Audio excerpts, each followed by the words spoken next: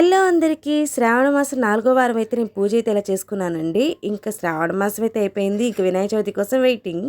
ఇంకా మా వారైతే బొందు కడుతున్నారు. రూపు పెట్టుకున్న బొందు అయితే కాళ్ళ దగ్గర ఆశీర్వాదం తీసుకోవాలి కదా కంపల్సరీ.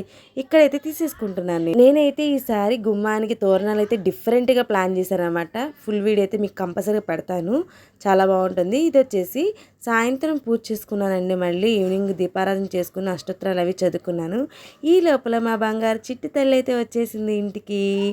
చిన్న బాలముత్తైదనమాట. అందుకని బొట్టు పెట్టి ఆమెకు తాంబూలం అయితే ఇస్తున్నాను.